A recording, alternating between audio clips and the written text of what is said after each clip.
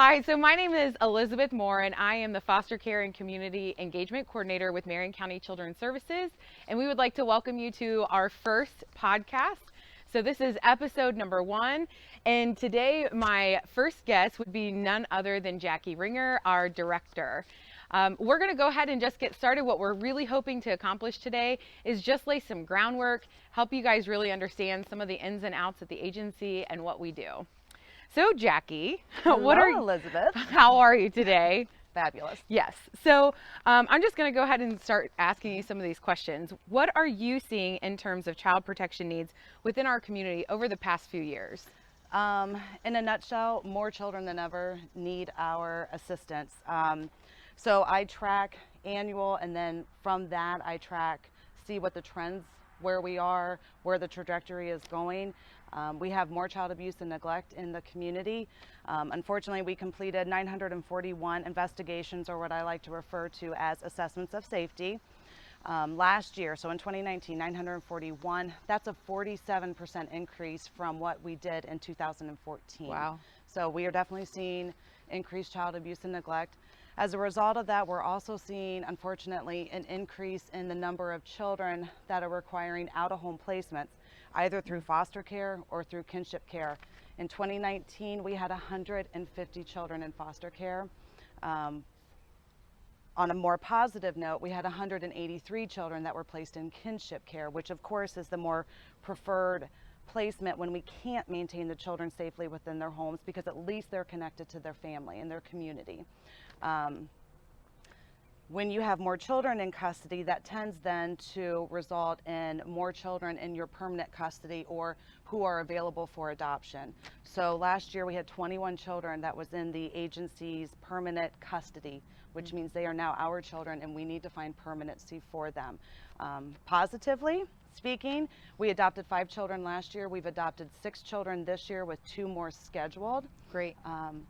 However, we do have 4 unmatched children. And when I say unmatched, it means we have not found a prospective adoptive family for these children. So if you are interested, how do they get a hold of you? So the best way to contact me at the agency, and this is actually my position and what I do, is connect with the community as well as recruit these foster and adoptive homes. You can obviously contact us through social media. We are on Facebook, LinkedIn. You can also call the agency and just ask to speak with me. My direct number is 740-386-0465. My email address is elizabeth.moore2@jfs.ohio.gov. That's also found on our website, marionkids.com. And I also want to let you know that everything that we're talking about today, like I said earlier, we're just kind of laying the foundation and help you get a general idea of what we do at the agency and all of the stuff that we're talking about now. And if you have any questions, let us know. We're hoping to really go more in depth with every unit and everything that we're doing here. And then obviously filling you in on some of the community partners that we connect with. You'll get to hear from the true experts, the ones that are in the on the front lines, in the fields doing the work. Those essential staff. Yeah, absolutely. Cool. So understanding the trauma of being removed from their homes, what efforts are our agency taking to address the number of children requiring foster care? Excellent question. So we started seeing the number of children requiring foster care increase probably about 5 to 6 years ago. And at that point is when you can't keep doing the same thing. So we really started looking within ourselves, and thankfully we had an opportunity, much appreciation to the Crawford Marion Adam Board. They provided us federal funding to fund a part-time kinship support caseworker at that time. So this was about 2 years ago. We had such good results with that. That we then were able to increase that to full-time last year. And actually, out of those 150 children that entered foster care last year, 43% of them were placed then later with family. Awesome. So we knew that it was successful at that point. So then we had an opportunity to apply for a pilot. It's known as 30 Days to Family. And the premise behind it is when a child enters into foster care, it is an emergency that we find kinship, because we know that's where children thrive, is with families, but we need them to thrive in a safe environment. So we applied. I'm proud to announce that Marion County is one out of only 16 counties in Ohio to be piloting this. We implemented it in May of 2020. all of the expenses are paid for through the pilot for 18 months. We're already seeing great results from this. So again, we are dedicated. So as our needs change, our community needs continue to change, right? We ebb and we flow. And we do know that we have more abuse. We have more children that are requiring out-of-home placement. It's our agency's responsibility to respond to that. And I feel that with our expansion on kinship, that's exactly where we need to be, because it is what is best for children. So what are you seeing as the needs of children placed in foster care? Well, big changes. So the opioid epidemic started about 8 to 10 years ago. And at that time, we did start seeing, much younger children coming into care. They're more vulnerable.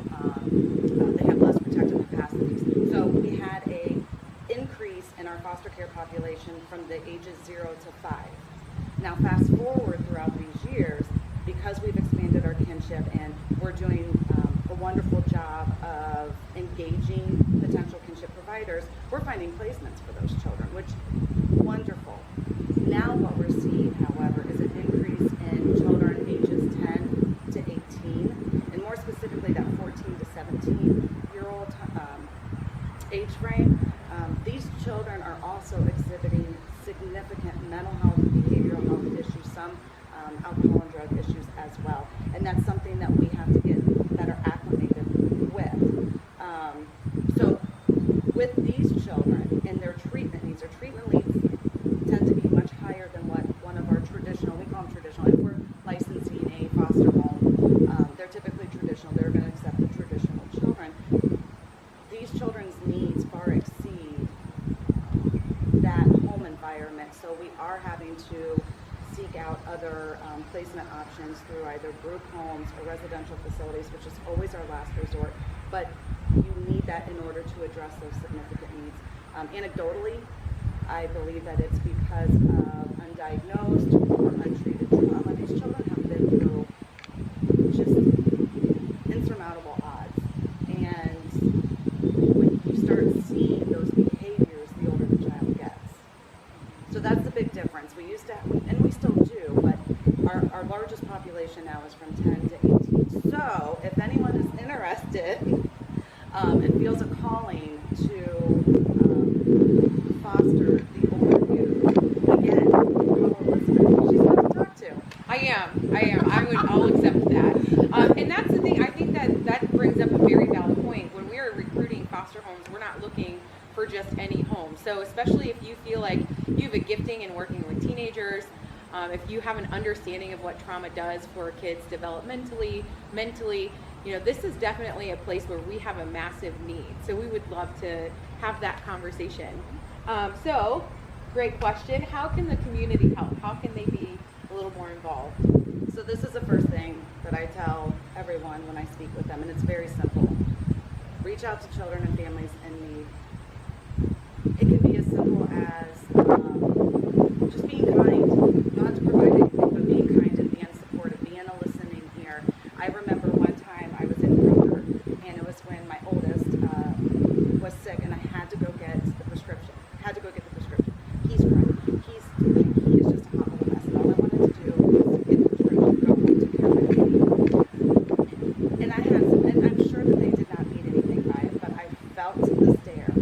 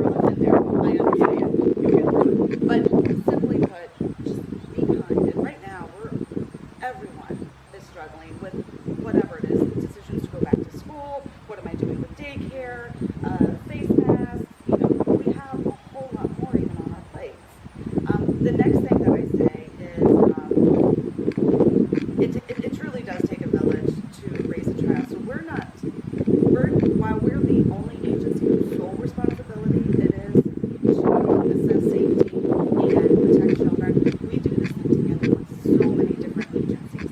And so I always encourage people to support those that also are supporting child safety. And for some, they might not understand that we are interconnected. We have to all work together. So law enforcement, the police department, the sheriff's department, Ohio State Patrol, ADAMH, Marion County Board of DD. I'm trying to think, am I missing any big ticket ones? But we do need to consider the fact that they are also integral to if you are supporting us. I ask that you consider supporting them as well. And last but not least, is if you feel calling, if you feel that you can provide a safe, nurturing home environment for a child, I just ask that you consider fostering. If you don't want to foster, if that's not what's in the cards right now, we do have a wonderful group that is supporting foster and kinship families. And Elizabeth, do you want to talk a little bit more if they want to get interested in, again, I'm not ready to foster, however, I really want to support those that are doing that hard work. Yeah, so actually several years ago, I had become a part of an organization that works with foster kids, works with traumatized children, and one of the vice presidents at that time had a very significant quote that really resonated with me, and that's, not everyone can be a foster parent, but everyone can help a foster child. So it may not be for you to be a foster parent. We understand it is hard. Fostering is very hard. We're asking you to care for what we have already just talked about, these traumatized kids, and they're coming from homes that sometimes have minimal to no support. And so we want to make sure that our foster parents feel very supported. So we are diligently working to continue to give wraparound support to our foster parents as well as kinship families. So there is an organization in town called Be the Village Marion. It's found on Facebook. Again, very just easy to connect with. They're just doing some simple things to really just support. Again, like Jackie was talking about, sometimes when you're feeling overwhelmed, your first instinct is to pick up the phone and call somebody. So they're trying to offer that support before the phone call even has to be made. And so that's a great way to connect. And like she said, we are seeing them work with foster parents, but also they just started supporting or working towards supporting kinship families. And then their hope is also actually to help support biological families as well. Because again, we know that kids need to be with their families. And so that's the easiest way to really just love on someone, is to give them that listening ear, or maybe help fill a small need if possible. So do you have any closing thoughts that you want to leave people with? Anything that is really, you're like, we really need to make sure the community knows this right now? So I do have one thing. I was remiss not to state we need to also support Rural Family Kids Camp. This is a camp that's been around for years in Marion, and I think we're blessed to have this.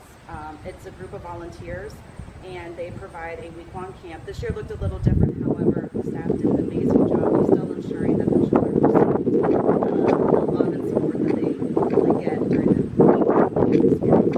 But they provide that for our children in foster care, kinship care, and even occasionally we can get it expanded out to just the only that we've been working with. So while you're supporting those, sounds like a great organization. It is a wonderful organization. In closing, I just want to say thank you so much for taking time to listen to this. It's always been my goal to help the community understand the role that child protection plays within the community. And we are a complex system, so I'm hoping that throughout these series of podcasts, it'll give everyone a better understanding of what our role is, and then hopefully you'll start calling myself or Elizabeth to say, hey, I think that we can connect this way. I think that we can support each other this way. So it's all about our community. It's all about the children. So awesome. Well, we just want to thank you again for watching and listening. And if you have any questions, feel free to contact our agency. We are really hoping, like I said, to get you all the ins and outs of what's happening here at Children's Services.